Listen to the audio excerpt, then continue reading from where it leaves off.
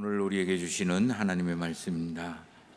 구약의 말씀 시편 84편 1절에서 12절까지입니다. 만군의 여호와여, 주의 장막이 어찌 그리 사랑스러운지요.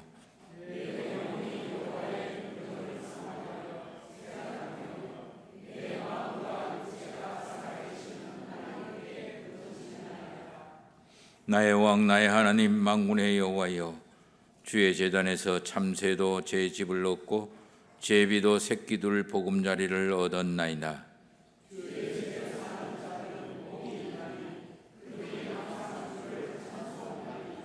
주께 힘을 얻고 그 마음에 시온의 대로가 있는 자는 복이 있나이다.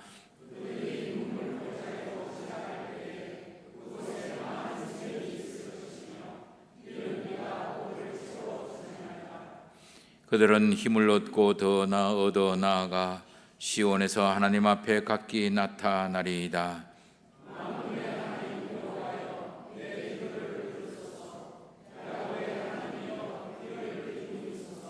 우리의 방패이신 하나님이여, 주께서 기름 부으신 자의 얼굴을 살펴보옵소서.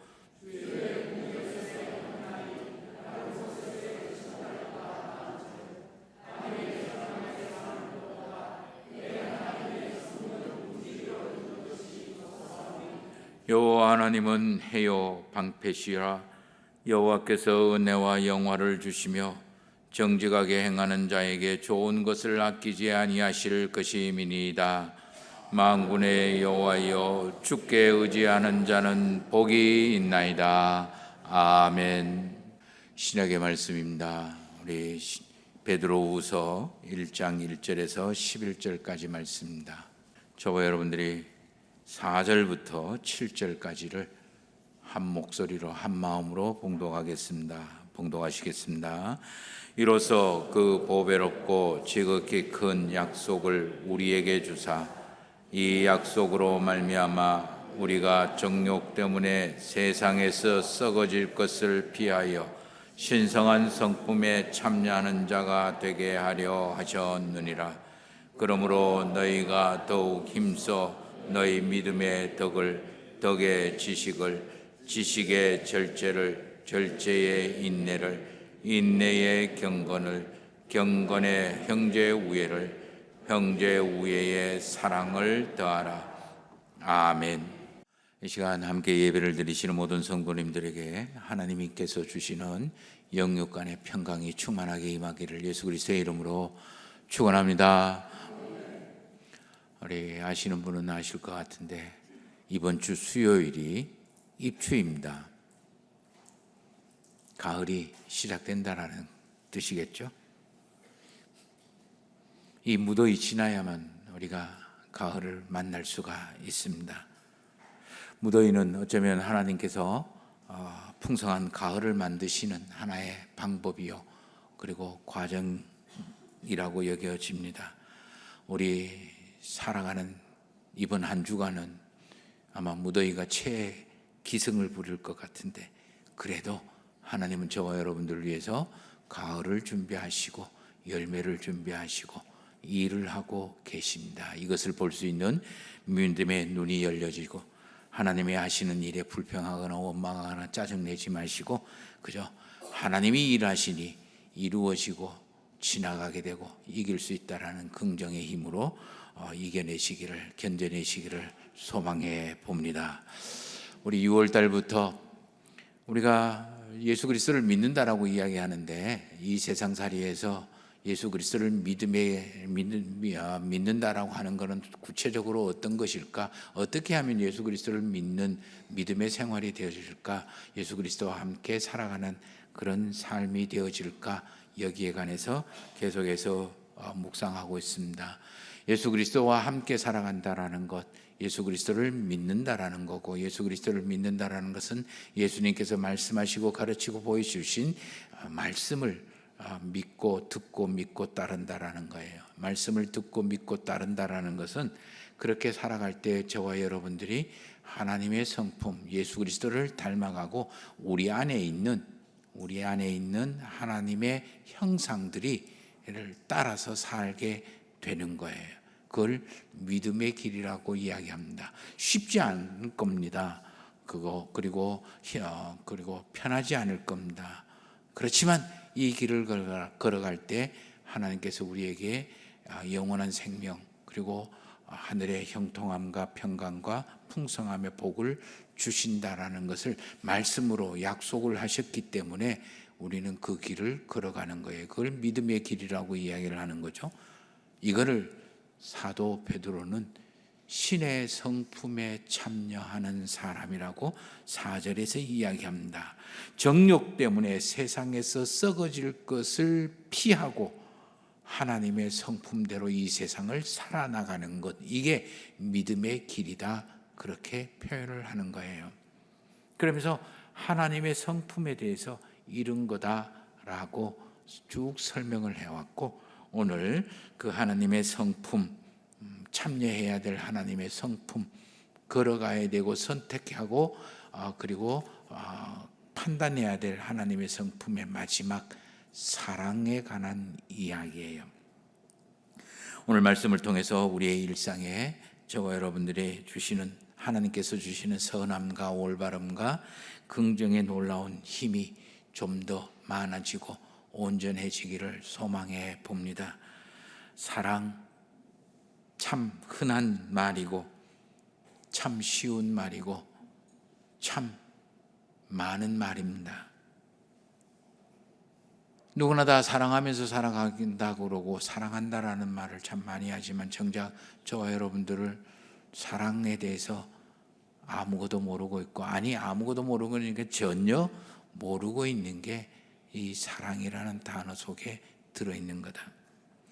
국어사전적인 정의로 보면 아끼고 소중하게 여기고 즐거워하는 마음을 사랑이라고 표현을 하고 정의를 합니다. 아끼고 소중히 여기고 즐거워한다라는 걸 사랑이라는 말로 나타낸다라는 말이죠. 참 좋은 말이긴 한데 피부로 이렇게 실감와 닿지 않습니다.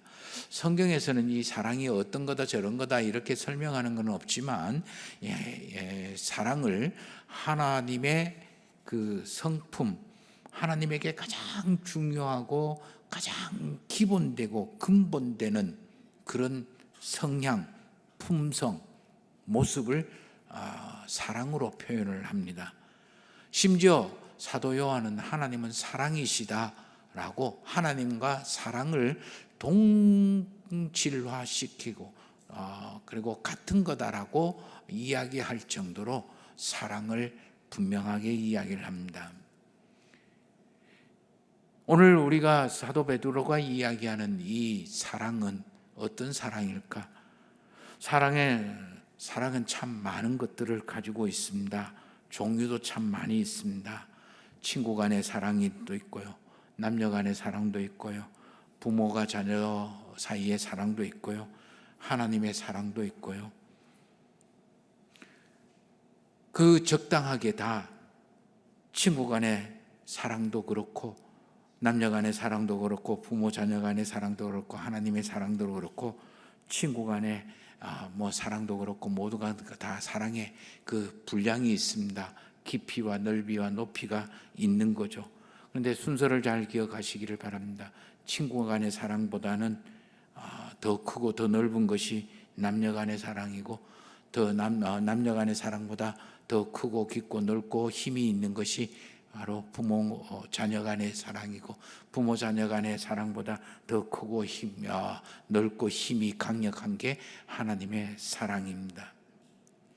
수학 공식으로 표현을 하면 하나님의 사랑 안에 우리 부모 자녀 간의 사랑이 포함되어 있고, 그리고 부모 자녀 간의 사랑 안에 우리 남녀 간의 사랑도 포함되어 있고, 하나님의 사랑 안에 이 남녀 간의 사랑, 친구 간의 사랑이 다 포함되어 있는 거라고 할 수가 있죠. 그리고 또 하나님의 사랑 이 속에는요, 우리가 알지 못하고 느끼지 못하고 보지 못하고 깨닫지 못하는 다른 신비적인 요소가 더 품어져. 그 하나님의 사랑은 그 깊이와 넓이와 높이를 알 수가 없고 가름할 수가 없기 때문에 우리가 하나님의 사랑을 안다, 천만의 말씀 절대 모릅니다. 하나님의 사랑을. 누가 나에게 사랑을 아느냐고 물어보면 나 사랑 몰라라고 하는 게 정답인 거예요. 친구 간의 사랑도요, 그 깊이와 넓이가, 높이가 사람이 우리가 가름하기를 힘들어요. 어떤 사람은요, 친구를 위해서 자기 전 재산 다 쏟아부을 수 있는 사람이 있고, 아니면 아무것도 하지 않는, 사랑한다고 하면서 아무것도 하지 안 해줄 수 있는 그런 사람이, 그 깊이와 넓이를 모르는 거예요. 남녀 간의 사랑도 그렇고, 목숨 걸고 남녀 간의 사랑을 하는 사람이 있고, 자기 이해타산에 딱딱 계산해서 사랑하는 사람, 그 넓이와 깊이와 높이, 그 양의 힘을 가름을 못합니다. 부모 자녀 간의 사랑도 마찬가지죠. 하물며 하나님의 사랑을 우리가 알 수 있다? 절대 모른다. 그래서 이 사랑이라는 말은요, 잘 아는 것 같지만 가장 모르는 게 이 사랑이라는 단어고, 그리고 가장 흔하고 가장 쉽게 사용하는 것 같지만 가장 귀하고 복된 게 이 사랑이고요, 가장 쉬운 것 같지만 가장 어려운 것이 사랑이고, 다 아는 것 같지만 하나도 모르는 것이 사랑이고, 다 할 수 있는 것 같지만 하나도 하지 못하는 게 이 사랑이라는 거예요. 그 중에 가장 크고 높고 신비로운 게 바로 오늘 우리 그 사도 베드로가 이야기하는 형제 우애의 사랑을 더하라라고 하는 사랑이에요. 이 하나님의 사랑 안에, 사도 베드로가 이야기하는 사랑 안에 부모 자식 간의 사랑도 들어갈 수 있을 거고요, 부모 자식 간의 관계에도 이런 내용이 들어갈 수가 있고, 남녀 간의 사랑에 관한 내용도 이런 내용이 들어가고, 친구하고 그다음에 우리 교회의 성도들과의 관계, 직장의 동료들과의 모든 관계에서 이 내용들이 적용이 되어질 겁니다. 예수님은 율법의 최고가 되는 게 뭡니까? 라고 이야기했을 때, 물었을 때 하나님을 사랑하고 내 옆에 있는 사람을 사랑하는 거다라고 이야기를 했습니다. 사도 베드로는 하나님의 품성의 제일 마지막에 방점을 찍듯이 마지막에 사랑이라고 더하라고 이야기를 합니다.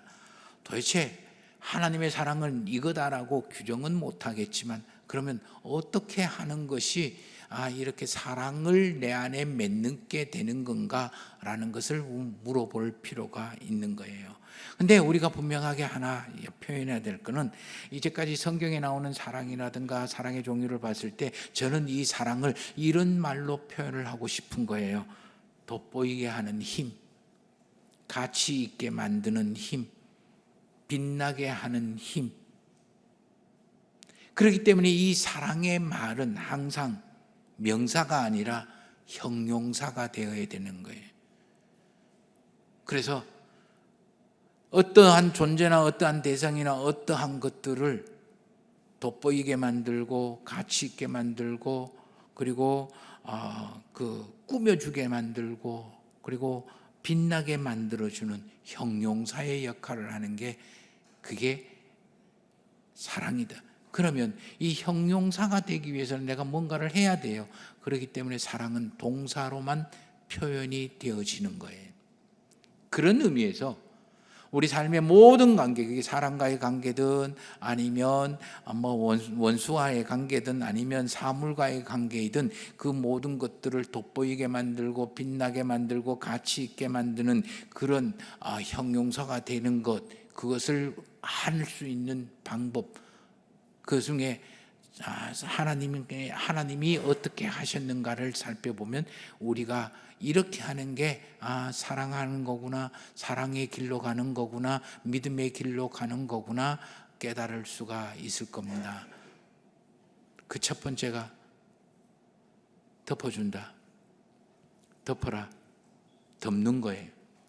나는 어디에든 정한 너의 모든 죄와 허물을 덮어준다. 그럴 때는 내가 사랑한다라고 느끼시고 인정하셔도 됩니다.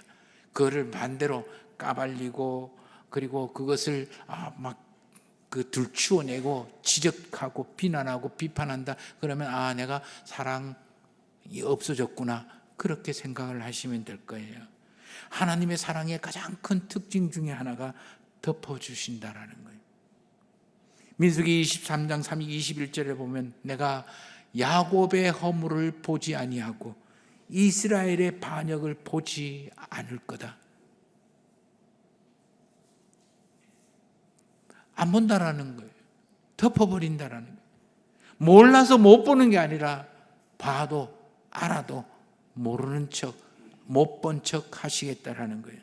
잠언 10장 12절 말씀에 보니까 사랑은 모든 허물을 가려준다라고 이야기합니다. 이사야 43장 25절에도 나는 나를 위하여 너의 허물을 도말하는 자다. 내 죄를 기억하지 않을 거다. 이거를 다른 말로 이야기하면 용서하는 거고 덮어주고 가려주는 거예요. 그래서 베드로전서 우리 4장 3절 말씀에 사랑은 허다한 허물을 덮는다라고 표현을 하는 거예요.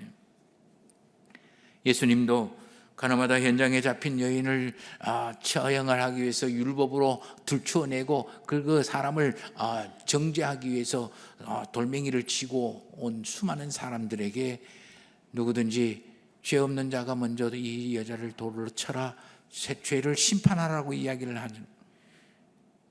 모든 사람들이 다 지나가 버렸죠. 다 돌멩이를 내던지고 그냥 집으로 가서 돌아섰습니다. 그제서야 예수님도 나도 너를 정죄하지 않는, 나도 너를 정죄하지 않는다. 돌아가라. 가서 다시는 죄를 짓지 말라. 예수님이 이 땅에 오시고 그리고 가르치고 십자가를 지고 죽으신 것도 저와 여러분들의 허물과 죄를 가리기 위하고 덮어주기 위함이에요.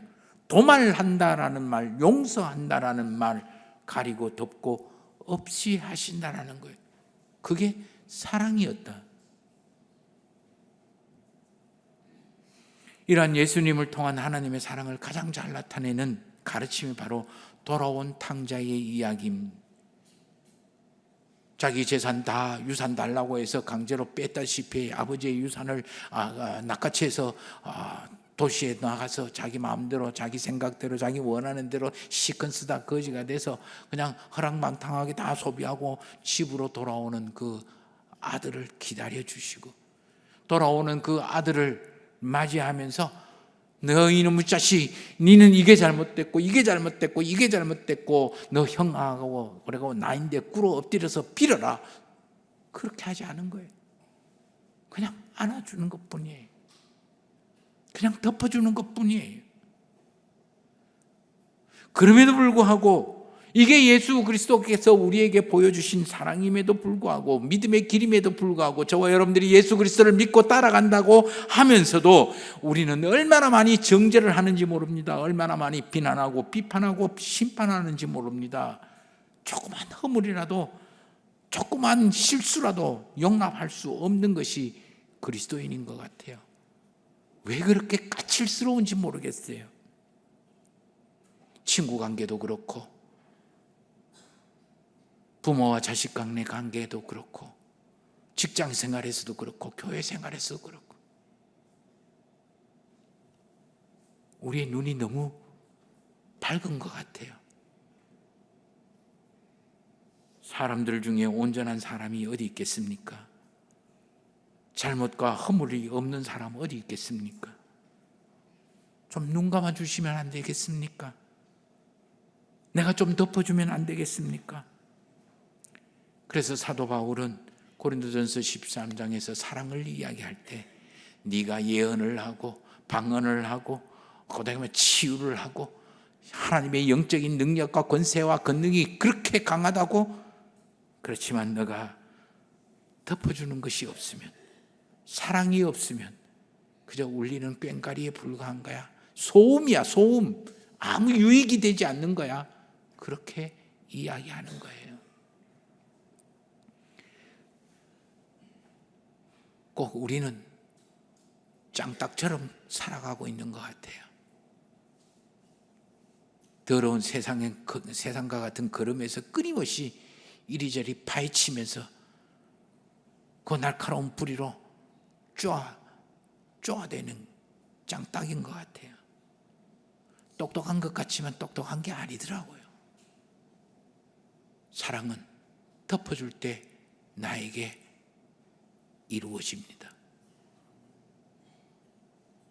두 번째, 사랑은 아프다, 아프지 않으면 사랑이 아닙니다.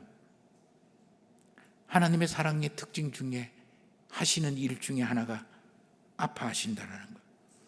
노아 시대 때 하나님을 거역하고 자기 멋대로 자기 마음대로 살아가는 사람들을 보시고 하나님은 가슴을 아파하시는 거예요. 아브라함이 하나님의 꿈을 더디 이루어진다고 실망하고 낙담하고 한숨 푹푹 쉬며 하늘을 바라보면서 하나님이 이게 뭡니까? 한탄하고 있을 때 하나님은 그런 아브라함 보고 가슴 아파하시는.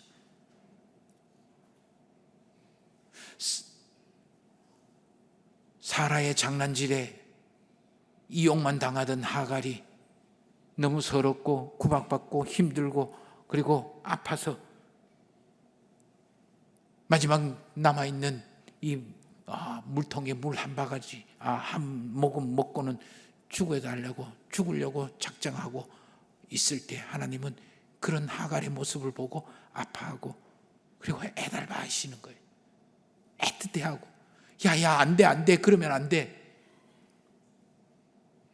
이스라엘 백성들이 바로의 압제 밑에서 신음하고 그리고 하소연할 때 하나님이 이게 뭡니까? 라고 이야기할 때 언약하신 그 하나님의 그 약속의 모습이 보이지 않을 때 한탄할 때 하나님은 그 소리를 듣고 아파하고 힘들어하시고 이스라엘 백성들이 우상 숭배를 하면서 멸망의 길을 자초하고 있을 때 그러면 안 돼, 그러면 안 되는데, 이러면 안 되는데 애달파 하시고 그러지 마 제발 아파하시는 게 하나님의 모습이었다. 예수님도 이 땅에 오셔서 누구를 만나든 어떤 사람을 만나든 가슴 아파하고 애달파하고 애틋해 하시는, 그게 한마디로 불쌍히 여기시고 긍휼히 여기셨다.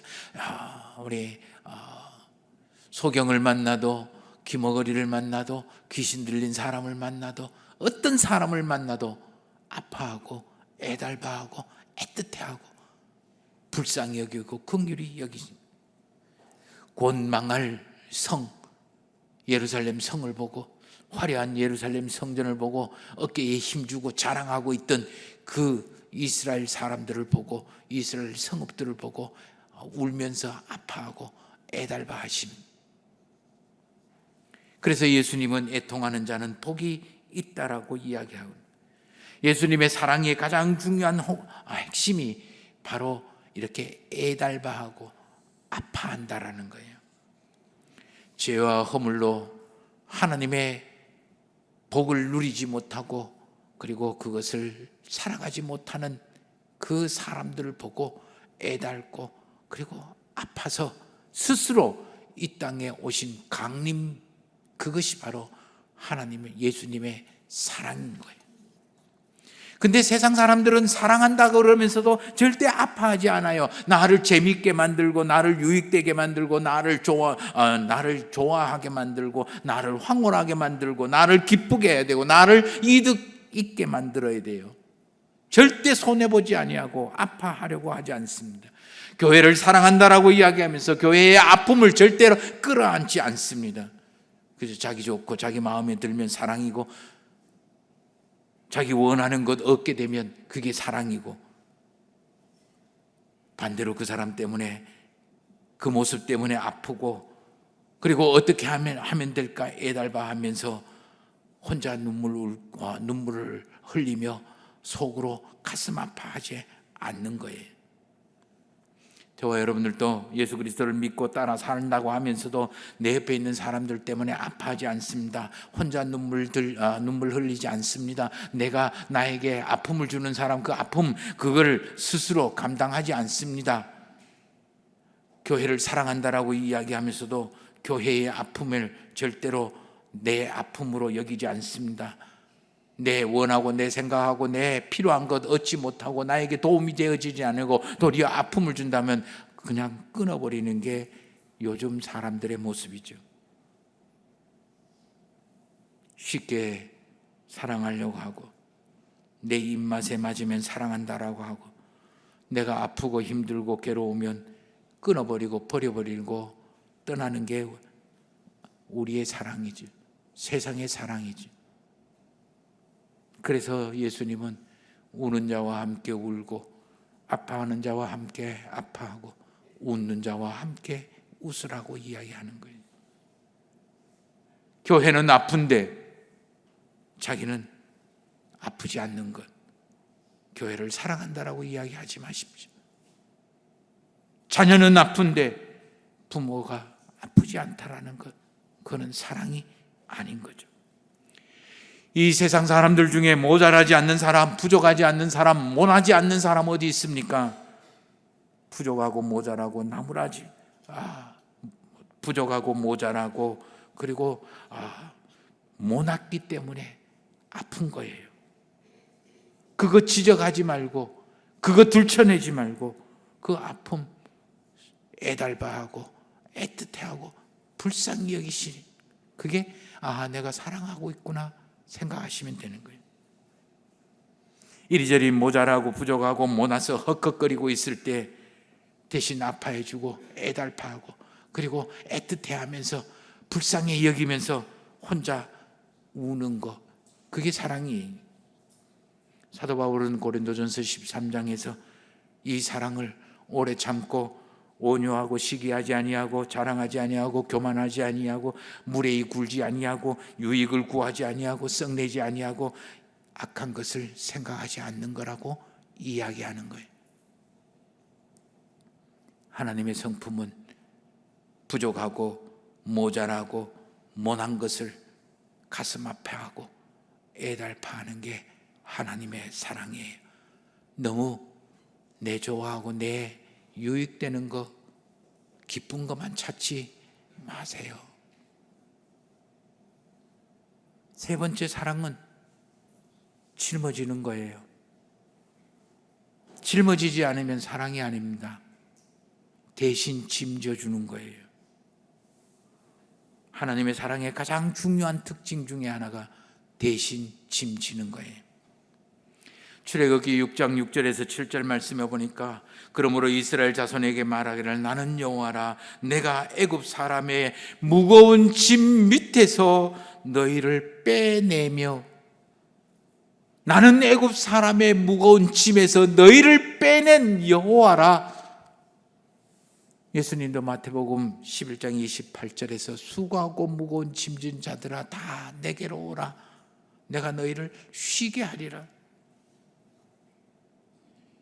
대신 짐을 져주는 것, 그거를 한마디로 이야기하려면 십자가라고 이야기합니다. 부족하고 모자라고 허물과 죄를 지어서 그 무거운 짐, 인생의 짐을 지고 갈 수밖에 없는 그 죄값을 예수님 그리스도가 대신 져주는 것, 그게 십자가예요. 완악하고 자기 이득에 꽁꽁, 본성에 꽁꽁 묶여있는 저와 여러분들의 어리석음과 아둔함의 그 죄의 값을 책임져야 될 그 무거운 인생의 짐을 예수님이 대신 져주는 것, 그게 십자가예요.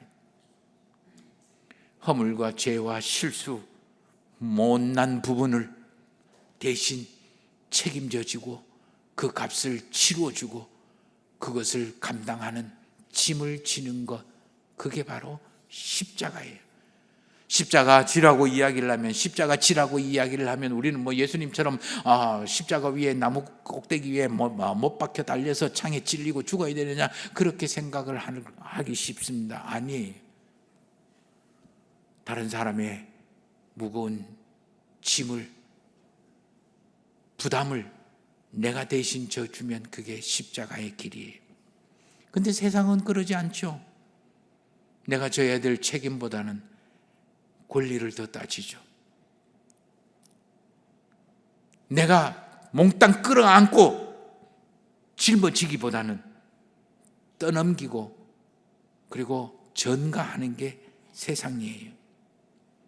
내가 감당하기보다는 내가 주장하는 것이 더 우선이고, 내가 짊어져서 섬기기보다는 내 권한을 주장하는 것이 더 먼저인 거예요. 이런 사람들을 보고 예수님은 마태복음 23장 4절에서 무거운 짐을 묶어서 사람의 어깨에 지우고 자기는 손가락 하나 까딱하지 않는 회칠한 무덤과 같은 사람, 바리새인들을 향하여 이야기합니다. 사람 살아가는데 무겁지 않고 버겁지 않는 인생 어디 있습니까? 저 사람은 돈도 있고, 저 사람은 건강도 있고, 저 사람은 자식도 잘 되고, 저 사람은 모자라는 게 없는 거 보니까 저 사람 참 부럽다. 자, 그러지 마세요. 나름 다 무겁고 버거운 인생 살아가고 있습니다. 세상 당연하게 되어지는 거 있습니까?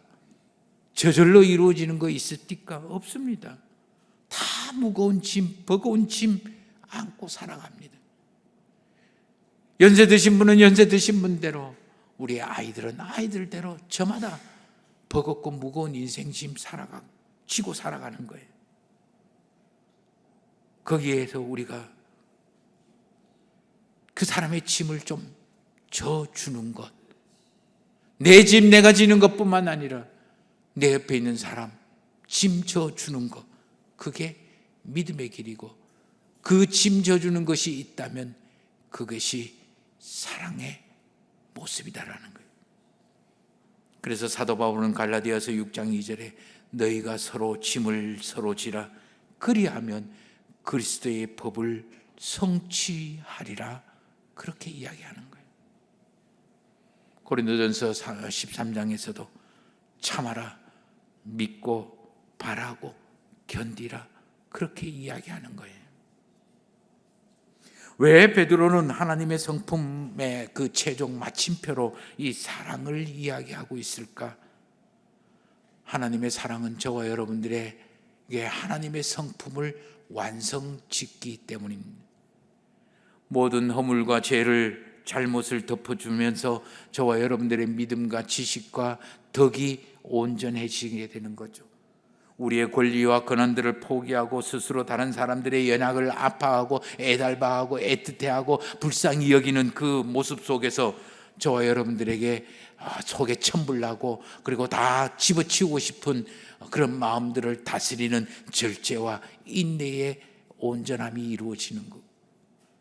나도 무겁습니다. 나도 버겁습니다. 그럼에도 불구하고 내게 권리와 권한이 있지만 그것을 내려놓고 대신 내 옆에 있는 사람의 그 무겁고 버거운 인생의 짐을 대신 짊어지를 때에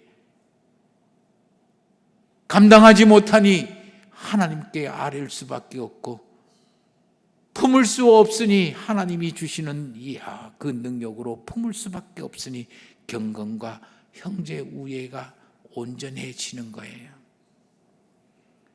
이게 내 마음대로 안 돼요.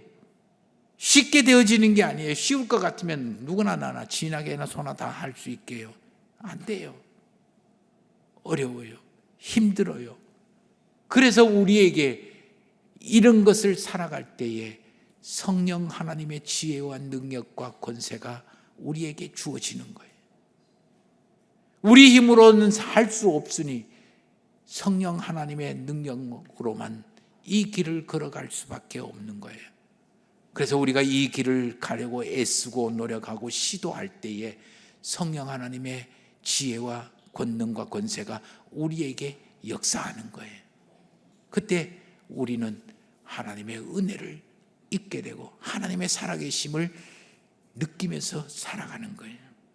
오늘 우리가 읽은 구약의 말씀도 참새와 제비 흔해 빠지고 형편없는 그런 것도 하나님이 보금자리로 내주시는 분이고, 눈물 골짜기 메마른 세상살이에 애달파하는 저와 여러분들을 애달파하면서 샘과 이른비를 주시는 분이고, 아프고 힘들고 무겁고 버거운 두려운 세상살이에 하나님이 방패막이가 되어주시는 분이 하나님이시다라는 거예요.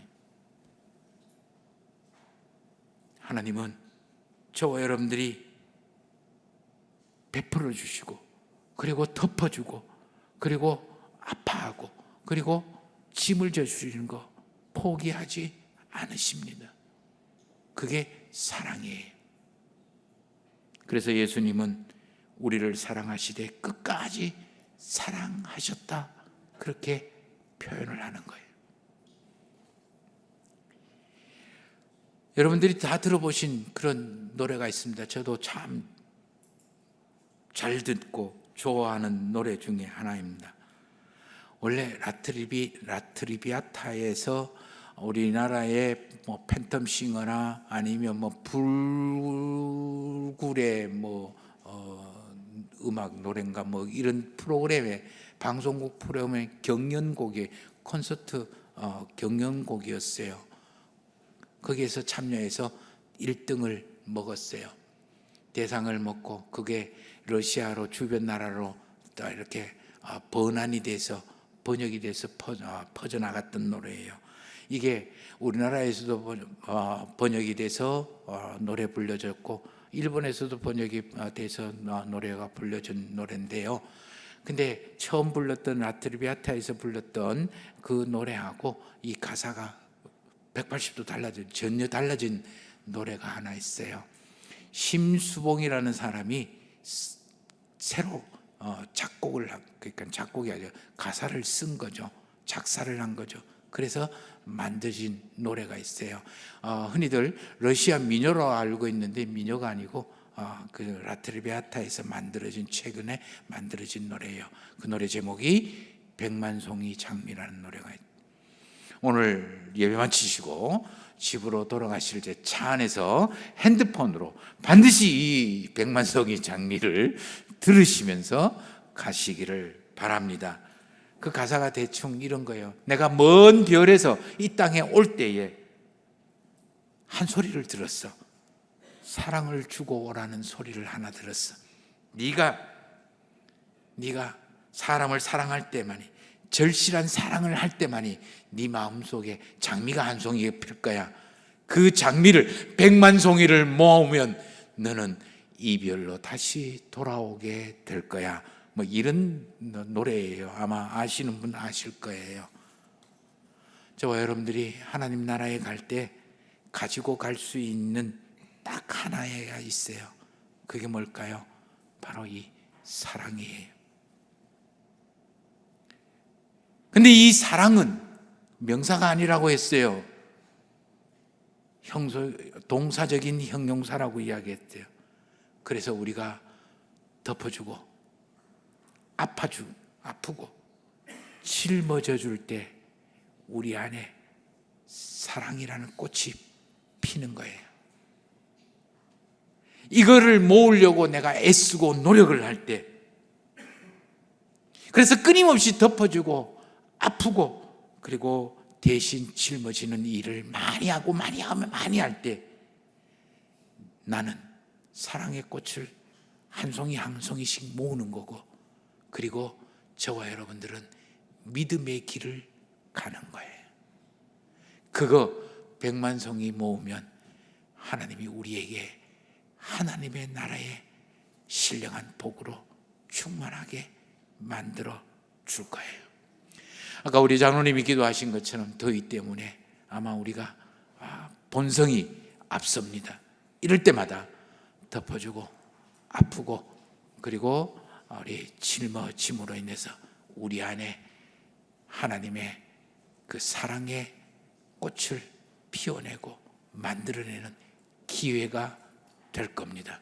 한 주간 동안 이 사랑의 꽃을 피우고 만들고 모아나가시는 우리 성도님들이 되시기를 주의 이름으로 축원합니다.